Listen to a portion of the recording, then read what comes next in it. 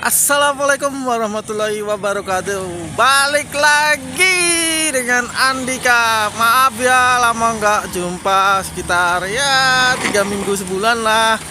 Andika sekarang ada di wisata Jeep Merapi.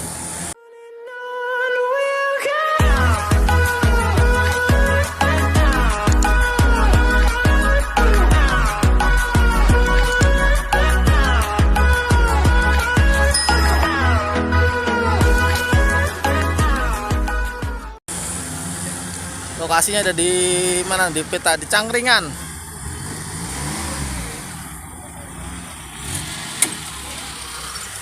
Ada apa namanya? ATV. Ada ATV juga yang mau naik ATV. Ada Jeep dan sebagainya, bukan track manuver. Oke, lanjut. Sisa hartaku, kita naik. Museumku sisa hartaku. Detik erupsi kerangka sapi, uang meleleh, gelas meleleh, sisa gamelan. 2014. Oh, kenapa dari sini masuk aja bisa? Kadang-kadang kiding-kiding nih saya ini. Oke Bapak, ini ada satu pasar Merapi. Ini menggambarkan ketika saat itu awan panas keluar dari perut Merapi. Kemudian sebelum keluar Merapi, pasnya kalau orang Jawa ada yang terima wangsit, apakah mimpi. Kemudian bertulisan seperti ini. Awan panas itu dengan mengutarakan kalimatnya, saya tidak terkalahkan, juga tidak mau dikalahkan. Akan tetapi bila sudah tiba saat waktunya, saya mohon maaf. Bila mana ada yang tertabrak, terbakar, terbawa arus, terbawa banjir dan tenggelam karena menghalangi jalur yang akan saya lewati.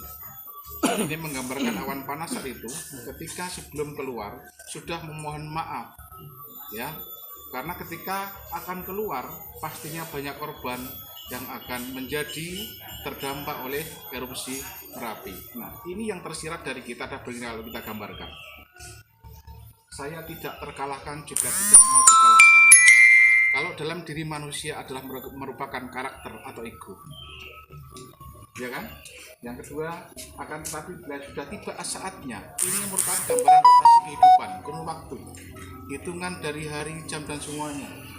Dan selanjutnya hanya mohon maaf. Kalau dalam diri manusia ada suatu etika, perilaku, ya. Bila mana yang terbakar, tertabrak, terbawa arus dan tenggelam, ini dampak dari pelaku tersebut menggambarkan. Yang terakhir, karena menghalangi jalur yang selewati. Kalau dalam diri manusia menggambarkan bentuk ketegasan maupun kedisiplinan. Yang bisa kita pilih banyak, berarti ketika saat ini kita manusia dititipkan oleh Sang Pencipta suatu tugas, kewajiban, peran apapun dalam dunia, ya kan? Apalagi pimpinan, direksi, dan semuanya. Yang namanya pimpinan pasti akan mengeluarkan suatu kebijakan, keputusan yang mana sudah waktunya dan tidak bisa ditawar lagi seperti keluarnya awan panas. Namun ketika keputusan kebijakan dikeluarkan, pasti ada yang terdampak, tersakiti karena tidak cocok dengan keputusan itu, ya kan? Maka digambarkan di sini supaya bagaimana dia berjalan dengan harmonis, bisa diterima. Dahulukan dengan etika permohonan maaf lebih dahulu sebelum kebijakan itu dikeluarkan. Pada konteksnya adalah menggambarkan, melaraskan, hargailah dengan mengedepankan olah rasa.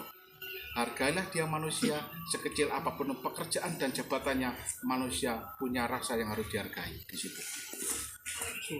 Ini ketika terjadi letusan saat itu, Abu Vulkanik sampai ke kota Yogyakarta. Ya.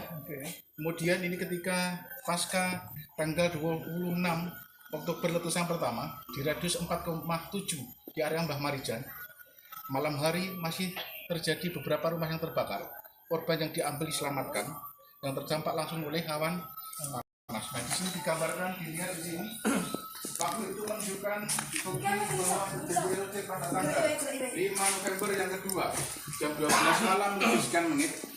Ini adalah menggambarkan awan panas masuk sini tanggal 5 November. Ini mati karena terkena awan panas. Buktinya, saksinya saya itu ketika masuk kampung yang radius 7 kilo. Seperti awan panas, gambarkan di sini, Lelehan merah ini yang dinamakan awan panas. Kalau di siang hari memang bagus gambarnya, namun kecepatannya bisa mencapai 200 km per jam.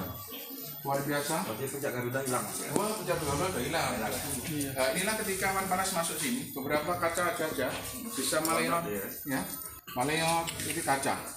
Nah, di radius 4,7 di atasnya, tahun 2001 dirancang bangunan Bangkar.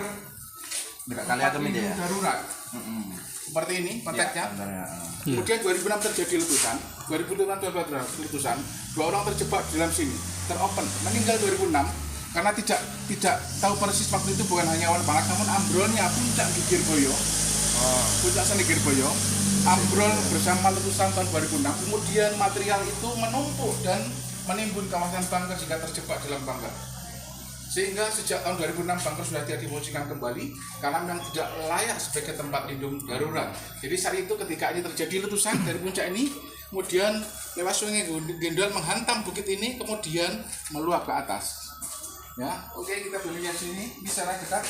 Ini sungainya, ini bangkernya meluap. Tanggal 26 atau 5 November. Nah, inilah gambaran-gambar yang terdampak erupsi awan panas, sapi maupun manusia yang terawan panas seperti ini, luka bakar, dan yang menghirup gas pastinya mati. Ini sepeda motor saya di radius 4,7 atas sana. Kemudian beberapa korban, karena korbannya cukup banyak, sehingga kemudian dimakamkan secara Yang massal. bawah tadi itu ya, kita ada yang lewat sebelah kiri itu ya? Bukan, rumahnya masih atas. Oh, di atas lagi? 4,7. Masih di atas lagi nanti. Oke, nanti kalau Bapak mau lihat nanti Iya, tentang cerita Mbah Marijan Iya. atau di Batu Alien, buka di YouTube judulnya Merapi Tak Pernah Ingkar Janji. Ketemu saya. Oke. Ketemu bapaknya tuh. Ini adalah area rumah yang 7 kilo tadi. Ini ketika terjadi terdampak Sumianto, setelah Tadi dilihat gambar beberapa rumah yang bangunannya masih terlihat sisa-sisanya. Ini yang punya rumah. Ini berdiri di radius kurang lebih hampir 6 kilo di atas sana. Ya, ini kemudian dibangun, dibikin museum karena beberapa barang yang terdampak itu dikumpulkan kembali sebagai saksi saja bahwa kawasan sini pernah terkena erupsi gunung Merapi. Oke, kita masukin.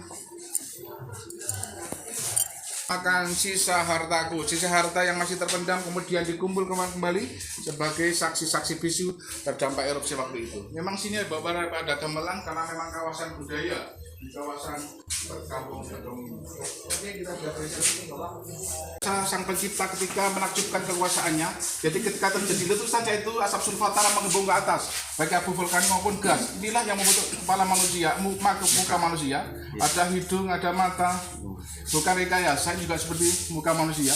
Ada kalimat Allah di sini, kalimat takdir, kemudian ini seperti punokawan. Di bayangan ini seperti semak. Lihat ini jangan pandang saya. Kemudian seperti Petruk. Nah, ketika di malam hari lava pijar itu keluar dari perut Merapi, cukup merah. Namun kalau kita amati seperti putri, wanita, ini kakinya, ini badannya, ini kepala, ini tangan. Ya. Ini ketika malam hari, dan nanti kita akan berkunjung di suatu destinasi yang namanya Batu Alien. Kenapa Batu Alien? Karena batu tersebut ada seperti muka manusia. Ini telinganya, ini mata kanan, ini hidung, ini mulut, mata kiri, ini jidat. Kalau kita amati seperti muka, tanpa kibat asli. Ini adalah dulunya ada tempat kandang sapi. Nanti kita lihat ke sana. Kemudian ini beberapa fenomena. Ketika terjadi bahaya erupsi Gunung Merapi bukan hanya awan panas, namun ketika terjadi hujan deras di puncak sana, inilah yang terdampak di sekitaran sungai, namanya banjir lahar dingin. Inilah yang terdampak saat itu ketika terjadi Ini jembatan kali lahar dingin. Beberapa kali ada kali putih, kali keras, kali kuning, ya, yang tergambarkan di sini. Kemudian rumah Mbah Marijan seperti apa ketika pasca terkena letusan? Kita bisa lihat di belakang sana area rumah Mbah Marijan.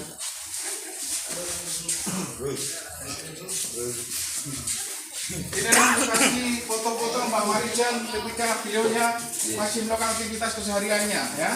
Jadi setiap hari selesai sholat pagi hari nyapu, cleaning service di sekitar rumahnya, kemudian duduk dan semuanya berdoa. Ini rumah Mbah Marijan setelah duduk Bima Roso-Roso. Rumahnya belakang ini beratapan asbes, batako. Ini rumah Mas Sasi putra Pak Marijan. Ini Mas Sasi putra Pak Marijan, ya.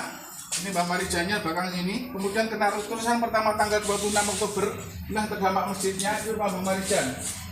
Saya rumah Mbah Marijan di tempat tinggal saya. Habis, ya. tak jadi rumah Marijan Mas Mas ya? Kemudian ya secara dekat seperti ini. Ini masjidnya rumah Mbah Marijan, mobil aktif milik relawan. Ini tempat tinggal saya sini. Ini letusan yang pasca yang pertama tanggal 26 Oktober. Pada tanggal 5 November yang sampai radius 20 kilo, yang rumahnya masih terlihat rata. Langsung rata ya. Tidak ada bangunan sama sekali. Kemudian korban pertama itu ada 39 orang. Oke, ada pertanyaan?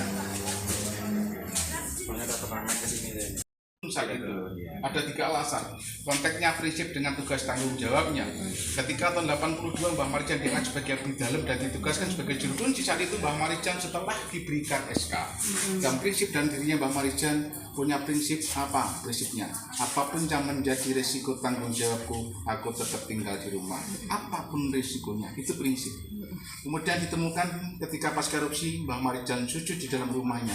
Berarti Mbah Marijan ketika melihat awan panas mengancam pada dirinya, Mbah Marijan bukannya lari, namun masuk bersimpuh di dalam rumahnya memohon karunia dengan doanya. Namun tahu persis awan panas akan keluar sehingga memasakkan dirinya dengan sujud pasrah Allahu Akbar. Kemudian Mbah Marijan terbawa oleh awan panas. Alasan yang ketiga Mbah Marijan adalah ketika mau turun, Mbah Marijan malu akan diketawain oleh ayam. Kepekaan rasa.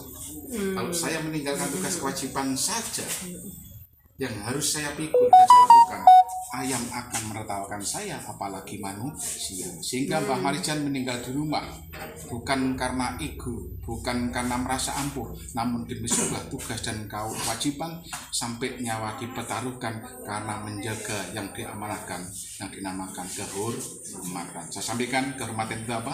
Kehormatan itu sebenarnya akan dinilai dari tanggung jawabnya terhadap suatu kewajibannya.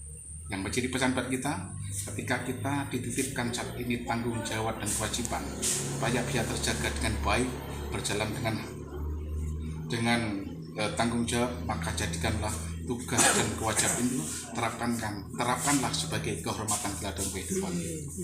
Kunjungan berikutnya kita ke Batu Alien. Ini fotonya. Nah, batunya ini. Jadi kuping, mata maaf tangan kiri ya, hidung, mulut. Ya, kita lihat nih kalinya. Kali kecil ya, sungai. Tuh Merapinya dia belakang, kelihatan ketutupan awan, nggak kelihatan.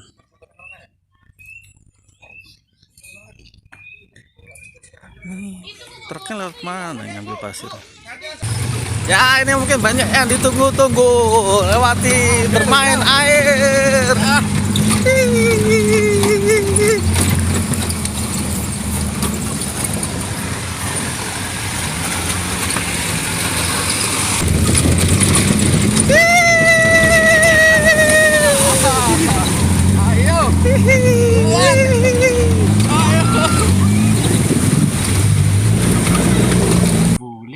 Berapa? Oke, nomornya 082 184 779 396.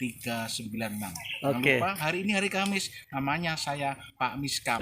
Ya, Ketemu saya. Oh, tadi YouTube-nya apa, Mas? YouTube aja di Merapi tak pernah ingkar janji. Oke, siap, Mas. Sampai ketemu. Oke.